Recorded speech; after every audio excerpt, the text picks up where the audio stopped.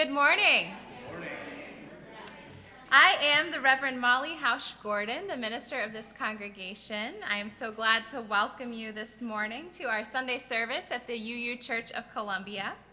I am a pale woman with long red hair pulled back, wearing a green dress. We give visual descriptions of all images and ourselves in this congregation in order to be accessible to those with visual impairments. We are a congregation of many beliefs, striving together to embody courageous love, radical welcome, and deep connection, and we are so glad you are here. Welcome. We offer a live stream of our service, and we extend a warm welcome to those of you joining online. And we also strive to make our worship accessible, so you can find an accessible order of service with hymn lyrics included at our homepage, uucomo.org. There are listening assistive devices at the entrance to the sanctuary, and if you're on Zoom, you can click the closed caption button for subtitles. For those of you with us in person, masks are now welcome, celebrated, and optional. If you are someone who needs more space between you and others as masks become optional, we invite you to choose a seat and socially distance on the east side of the sanctuary. We'd like to particularly welcome any visitors among us this morning and invite you to find our Visitor Connect book in the greeting area, or if you're with us online, in the chat. We'd love to stay in touch with you. Children and babies are always welcome in worship, and we also have a lively children's program and nursery care for our youngest ones in the lower level. And children will be invited to their classes after a moment of centering and embodied prayer all together. I'd also like to pause to give you a few holiday season announcements this morning because there's a lot coming up here. So the first is to let you know that we are holding our annual holiday pastry auction, which is a chance to have someone else do some holiday baking for you, get some delicious goodies from your church friends, and raise funds for the operating budget of the church. So we'd like to invite you to find that link in your email today or on our website. I believe it's octria.events/holiday pastry auction. And bidding opens today, so please bid early and often. You'll have a week to bid on those delicious goodies. Secondly, there's a bunch of stuff coming up next weekend on December 18th. In the morning, we have our annual solstice worship service.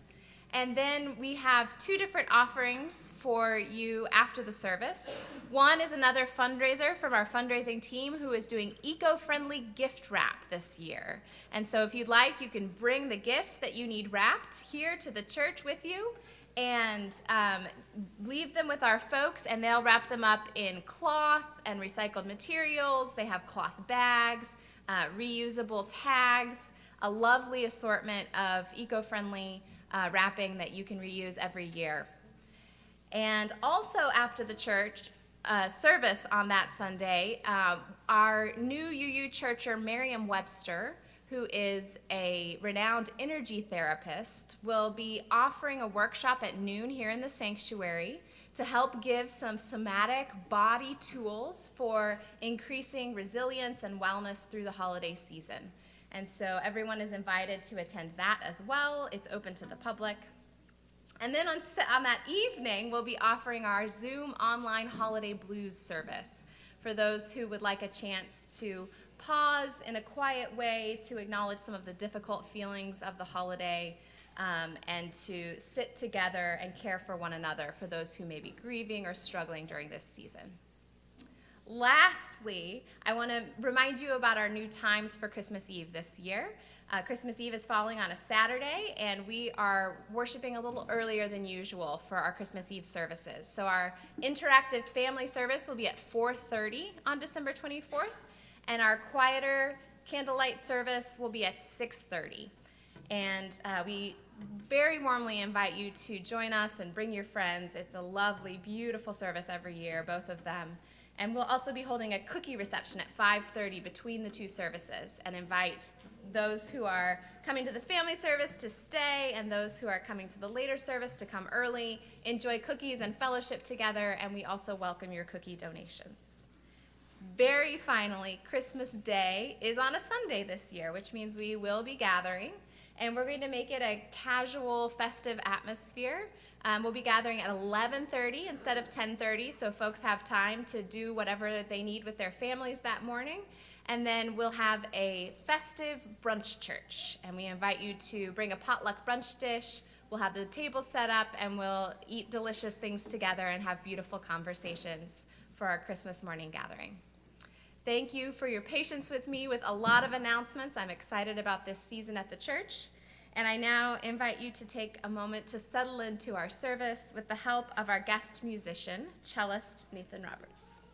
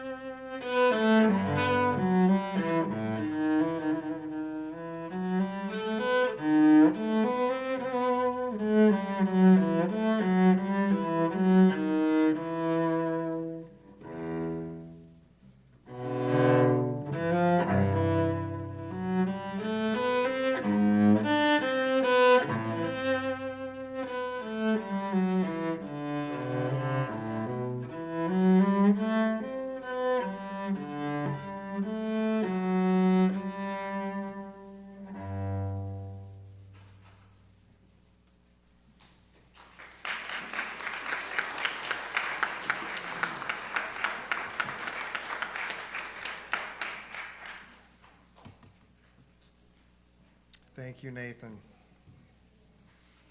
Good morning. Good morning. I am George Grimm-Howell, your intern minister. I'm a middle-aged, pale-skinned man with a scarcity of hair, wearing a blue-gray jacket and a blue patterned shirt. Dear ones, it is good to be together this chilly December morning, to hold each other in this Advent season of waiting and dreaming. Our opening words come to us from Roddy Bell Shelton Biggs. Though at times I may forget who I am or who I am becoming, my dreams, they matter. When I make space for all that is, when I move away from that which no longer serves me, when I make space for the new possibility in the circumstances, my dreams do matter. They matter. They hold many truths and many turning points. They matter, though at times I may convince myself they don't. They do. For they call me back in time and forward still. My dreams matter. They matter as they pull me inward and yet simultaneously push me outside of myself. My dreams matter. They matter as they speak to the breath of love, of pain, of hope that rest deep in the fabric of my blood and bones. Will you please rise as you're willing and able and sing with me our centering song this morning, There is a Love. The words are in your order of service.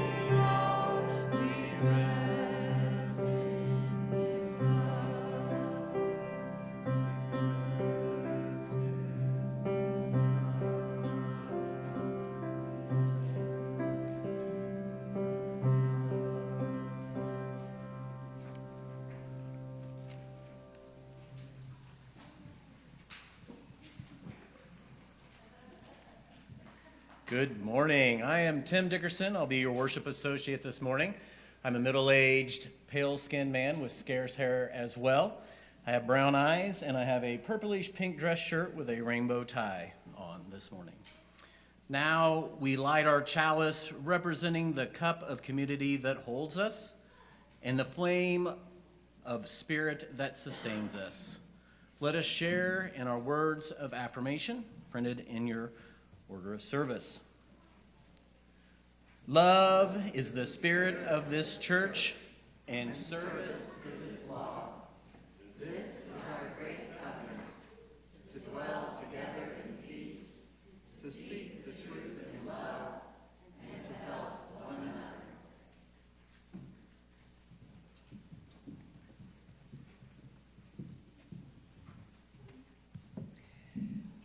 Good morning. I'm Jamila Batchelder, the Director of Religious Education here. I am a middle-aged, pale-skinned woman with an abundance of hair that is dark blonde and a little out of control. And I'm wearing a black knit top and an ankle-length red sweater. So last week, for our centering, we thought about the rhythm that our culture demands of us this time of year and how to slow it down. And, you know, from last week to this week, I feel like that rhythm has only, the rhythm that we are demanded of is only increased. And so I was hoping you all could, for our centering, we could begin tapping out that rhythm. And if you want to shout out some of the things that are driving that frenetic holiday rhythm for you. So let's start tapping. Trips to the post office this week was one for me.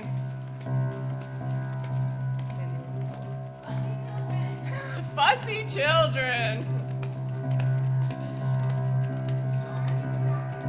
Shopping list, I heard one there. It's so dark.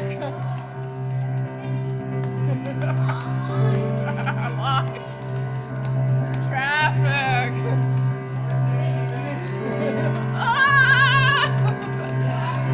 Parties. Did any of you organize a holiday gift workshop? Not just me. All right. Feeling getting more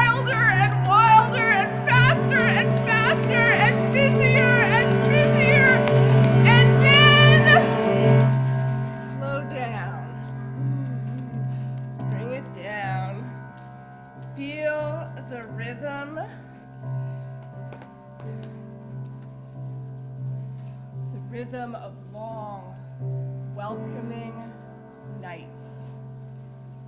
The rhythm of animals preparing for hibernation. Of steam rising off hot tea.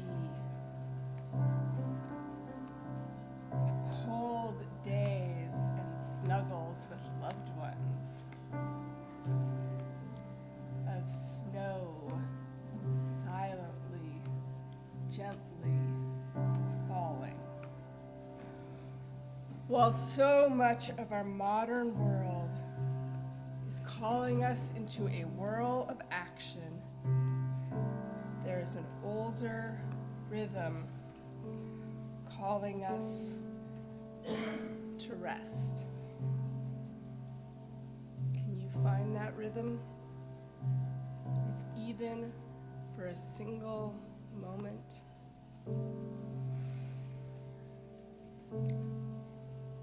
Now, even let our motions fall away and find the rhythm of our breathing.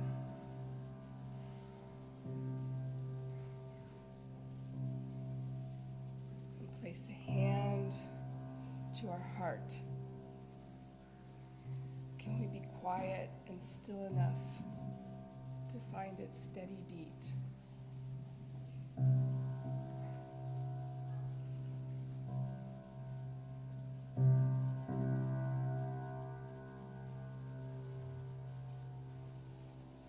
Welcome into this time of rest.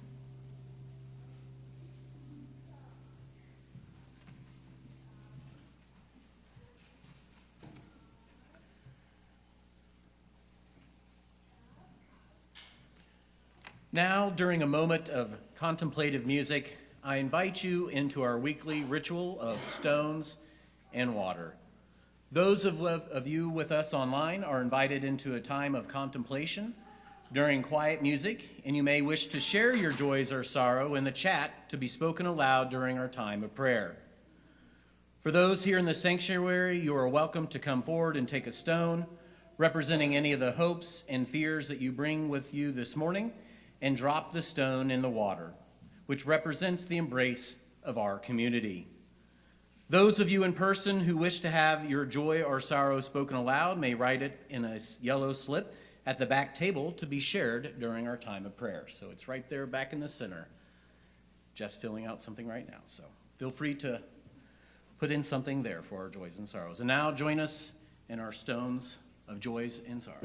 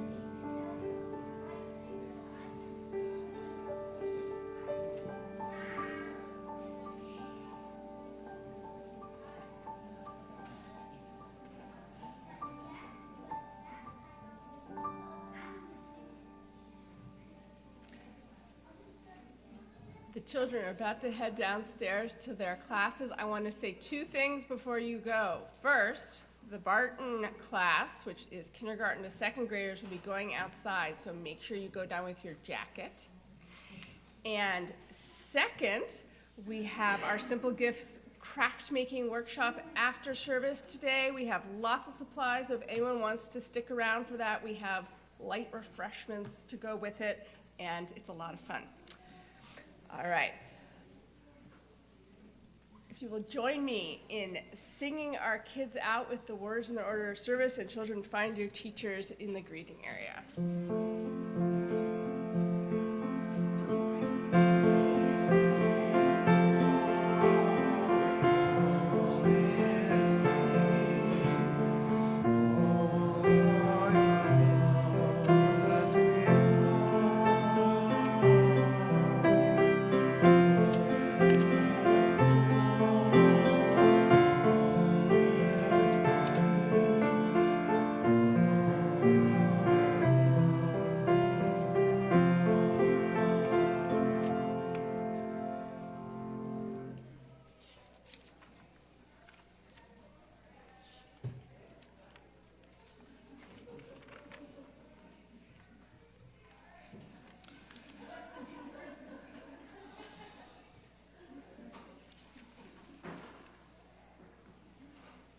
Now we grant ourselves the gift of a moment of stillness, to be present to the magic of the dreams that dwell among us in this very moment.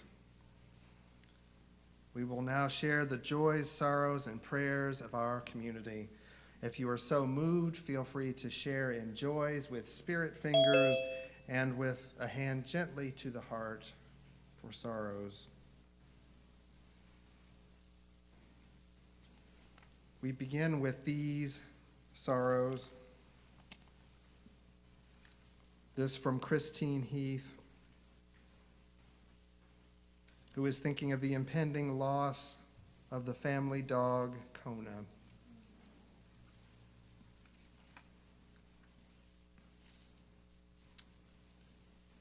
We join our hearts with Larry Lyle, who is remembering his mother, Pat Tanner, who is in the hospital with pneumonia and complications. Wish her healing and peace. And this also from Larry, sharing with us that Mike Robertson, well-known Columbia musician, is now in hospice care. We pray for peace for that family. We join our hearts with Molly this morning, who sends healing prayers for David Lutold, Ellie Atkins, Meredith Donaldson, all of whom are recovering from COVID. Healing thoughts and prayers their way.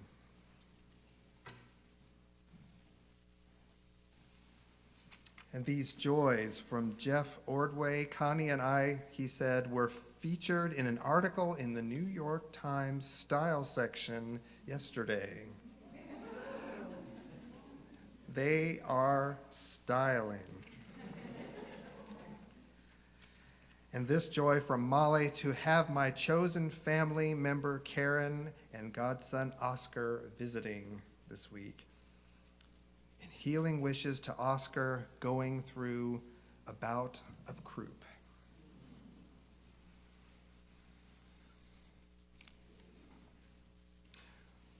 We continue in contemplation now about the unfinished nature of dreams with these words from Kelly Wiseman Asproof Jackson.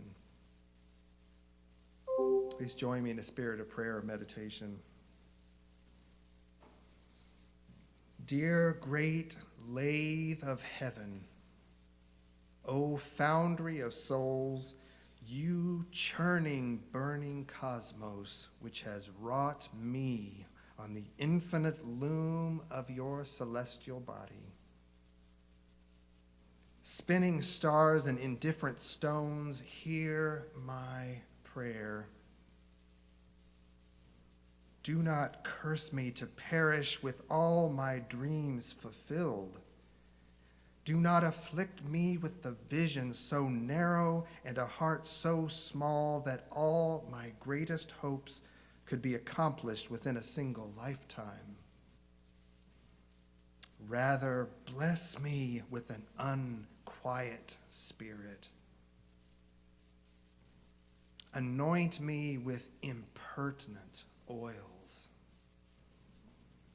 Grant me dreams so great and numerous that I might spend the fullness of my days to realize them and have ample remaining to leave to my inheritors. Holy gyre that bore me and must one day take me home, allow me the mercy to depart this life with unfinished business. Amen. Blessed be. Let us welcome this Advent season with a lullaby for our dreaming. Please remain seated and sing with me number 256 in your gray hymnal. And for those online, see the lyrics in your order of service. Winter Night.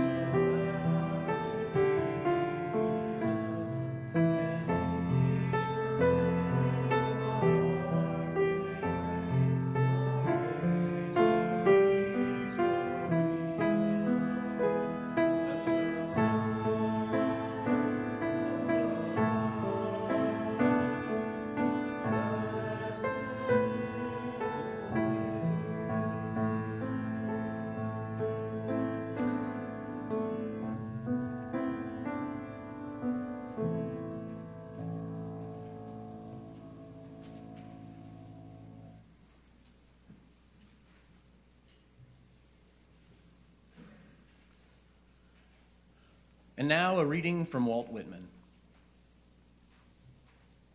Darest thou now, O soul, walk out with me toward the unknown region, where neither ground is for the feet, nor any path to follow. No map to guide there, no map there, nor guide, nor voice sounding, nor touch of human hand, nor face with blooming flesh, nor lips, nor eyes are in that land. I know it not, O soul, nor dost thou. All is a blank before us. All waits undreamed of in that region, that inaccessible land. Till when the ties loosen, all but the ties eternal, time and space. Nor darkness, gravitation, sense, nor any bounds bounding us. Then we burst forth, we float in time and space, O soul, prepared for them, equal, equipped at last. O joy, O fruit of all, them to fulfill, O soul. And now, more nourishment for our dreams from our cellist, Nathan Roberts.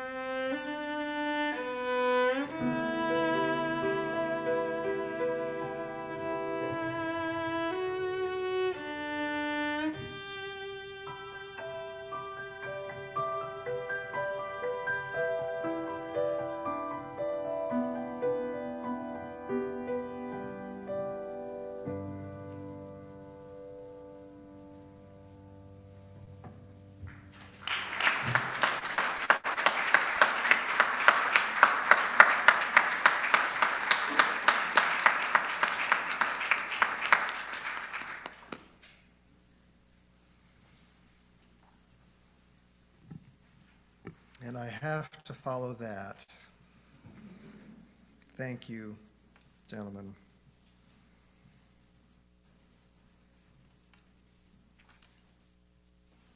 Winter fast approaches. It's a time for slowing down, for rest and renewal. So often we are the people who do, the people who build, the people who work to create the world in an image of love. If you don't believe me, just take a look at the communication board hanging in our kitchen. The hand-drawn sign urges us to build the world we dream about. Yes, But when do we give ourselves permission to do the dreaming part? As the slowing of winter descends, let us now reclaim our dream space. Dreams, dear hearts, our imaginings of the future are what allow us to survive and to thrive. To paraphrase poet Mark Nepo, our individual dreams are flaming chalices to help us through the dark. Dreams are the luminescent truth that invite us forward into the void to conquer our fear of the unknown. Darest thou now, O soul, walk out with me toward the unknown region. Tell me about the world you dream about, and I'll tell you about mine. Unitarians and Universalists have throughout the ages been dreamers who dared to travel to unknown regions of theology, lighting a path to tolerance, then justice, now a full-throated commitment to anti-racism and anti-oppression. They dared to dream that the divine was indivisible, that eternal damnation was a myth, that slavery was an abomination, that women were full human beings, that queer people were worthy of love and inclusion, that we are part of an interconnected whole. How dare you? No map there, nor guide, nor voice sounding, nor touch of human hand. As UUs untethered from orthodoxy, we can let the Spirit lead where it will, even when the arc of the moral universe bends just out of view. I know it not, O soul, nor dost thou. All is a blank before us. What is the world you dream of? Mark Nepo also says that the value of our dreams, our hopes and aspirations are found not so much in fulfilling every last detail of them. The value lies in entering into them and taking in all that our visions have to teach us. The visionary worlds born of science fiction and queer art have helped teach me how to dream.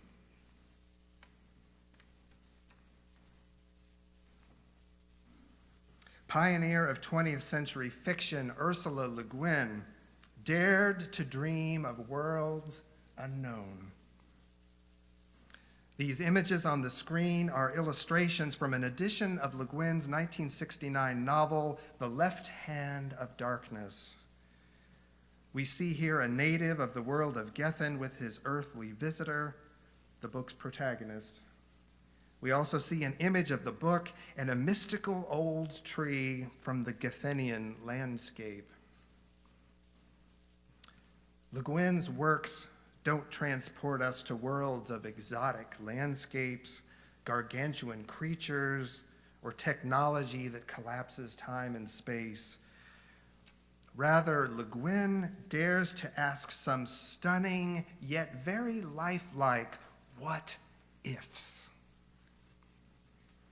This, according to commentator David Mitchell.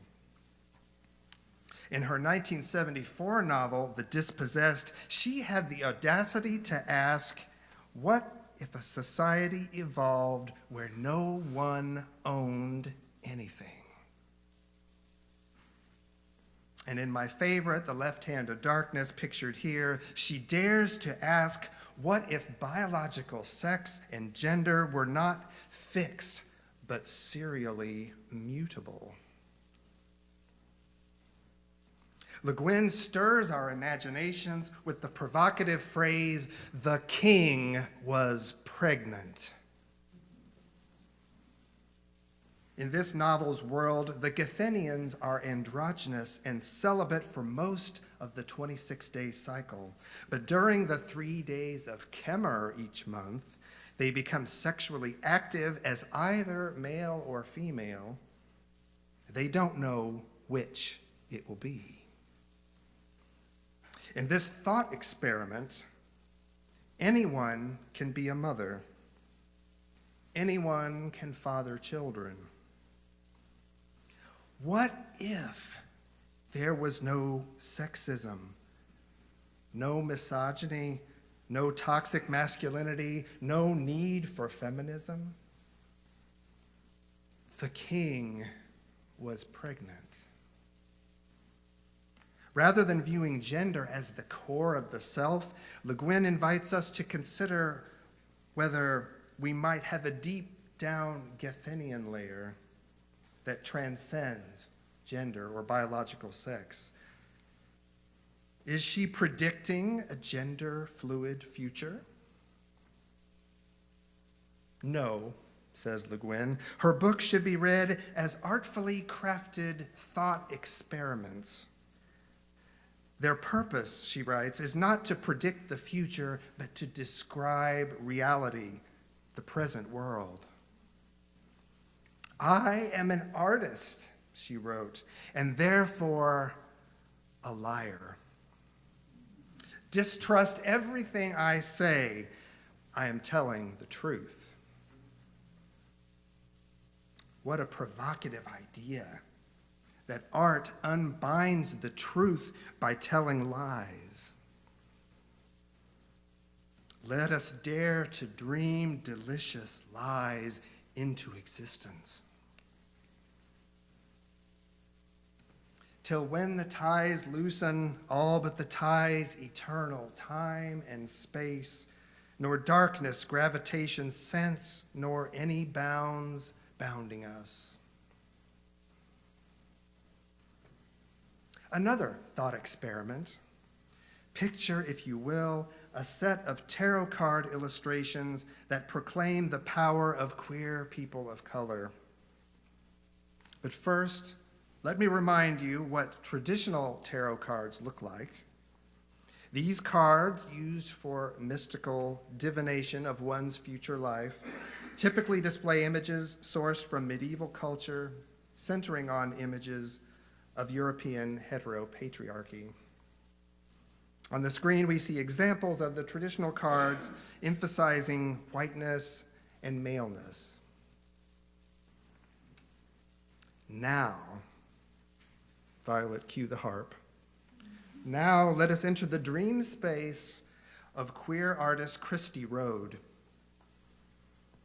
On the screen, we have an image of Rhode's deck of tarot cards called Next World Tarot, along with a sample card representing the Nine of Wands.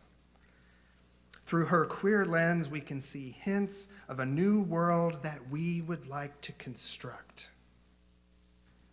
The art of queer worlding can help us imagine a new way of being that centers diversity. Here we see an array of watercolor figures of young women, queer people of color, androgynous people, and someone using a wheelchair, all holding various symbolic objects related to the world of tarot. These tarot cards reimagine a universe that embraces queer people of color, portraying the power and nobility of each character.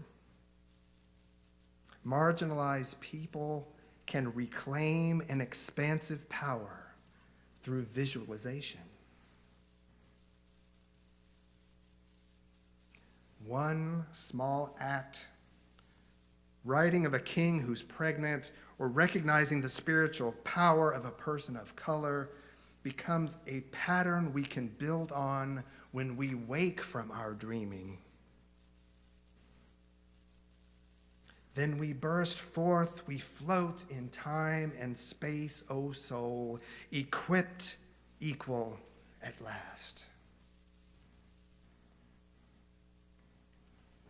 Activist Adrienne Marie Brown agrees that social justice organizing requires imagining. We are in an imagination battle, she writes. And creativity is the catalyst for change. Brown often feels trapped inside someone else's imagination. And engaging that imagination is how we break free. She writes, we must imagine new worlds that transition ideologies and norms so that no one sees black people as murderers or brown people as terrorists and aliens, but all of us as potential cultural and economic innovators. This is a time travel exercise for the heart. This is collaborative ideation. What are the ideas, she asks, that will liberate all of us? Science fiction, such as the life-changing novels of Octavia Butler, is one way that we can practice the future together. So what does Butler's future vision look like? She provides a model for how black women can see themselves as leaders of change movements and claim and celebrate how their leadership is inherently different from the dominant models. The image on the screen is an artist's representation of Butler's protagonist in the 1993 novel Parable of the Sower. It's a young black woman with eyes closed and hands raised in a prayerful gesture. Between her hands is a tiny planet Earth suspended in midair. Like Ursula Le Guin and Christy Rode, Butler offers radical imaginings that change the balance of power. According to Brown, Butler's protagonists are often black, female, young, and we're all adaptive, riding change like dolphins ride the ocean. Adaptive, but also intentional, like migrating birds who know how to get where they're going, even when a storm pushes them 100 miles off course. Her leading characters are decentralized and generative, providing resilience and solutions. All the traits needed for real-life anti-oppression work.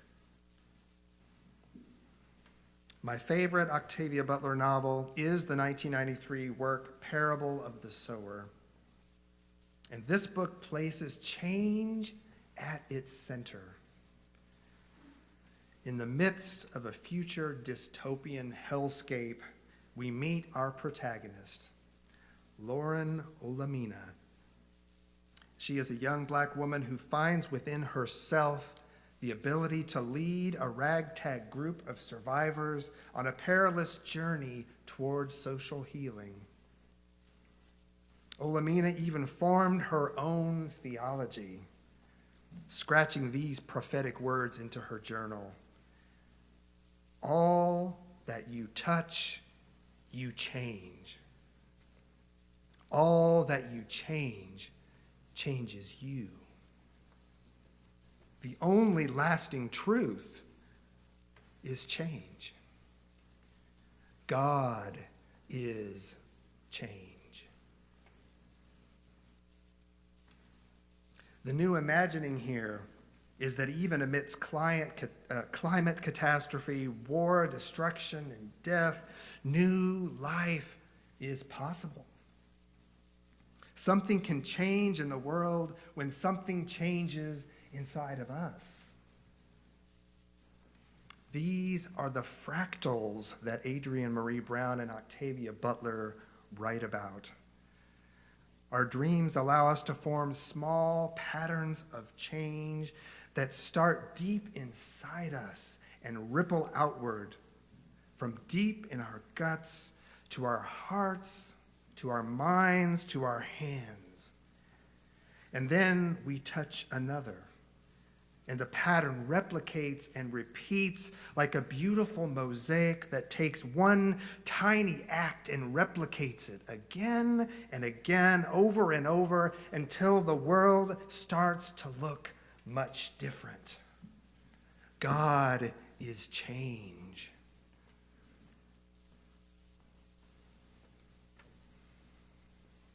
Dear ones, this is exactly what we're doing in this place.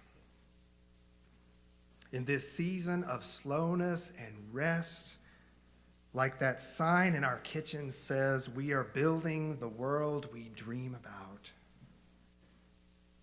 But dreams start small in a solitary heart.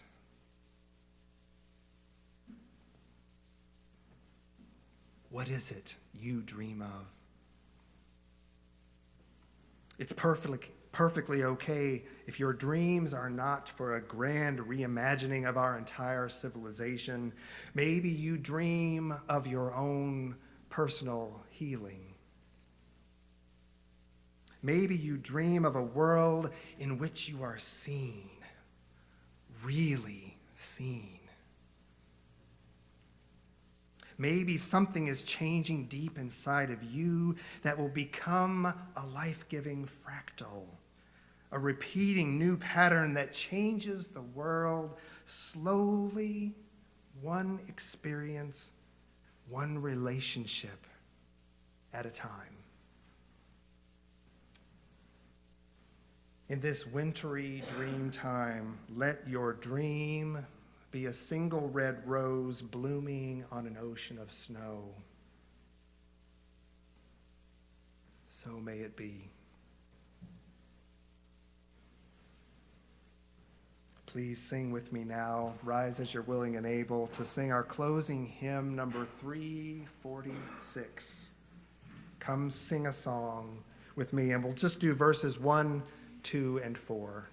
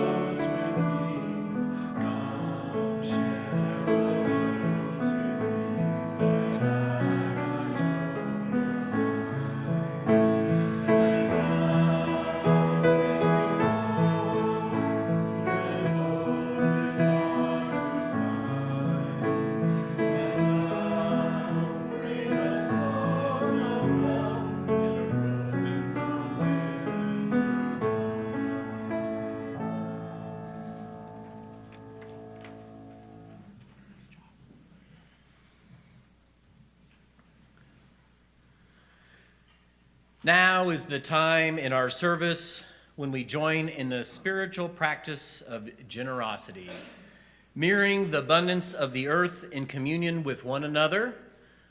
Our Faith to Action recipients for sharing the plate this month are Room at the End and Loaves and Fishes, two very important local organizations who house and feed the unhoused and vulnerable population here in Columbia.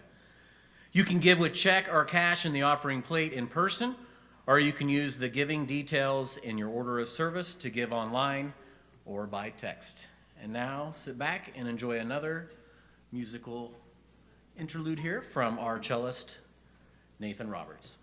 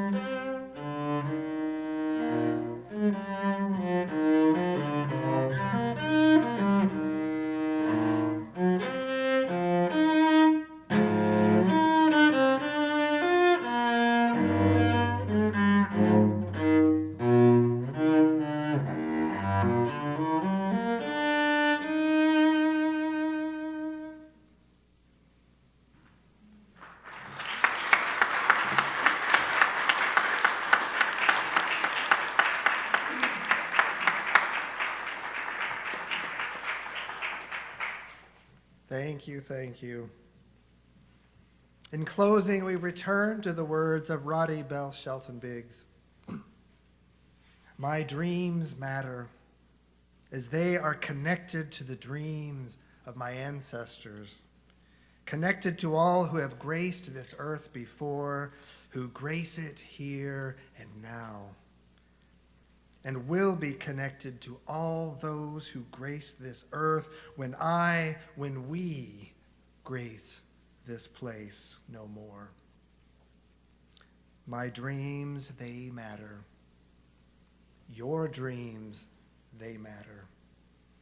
Our dreams, they matter. They matter. Dear ones, go forth from this place refreshed with rest and emboldened by our shared dreams of a world of beauty and love that is within our grasp. I invite you to join hearts and hands in singing our benediction.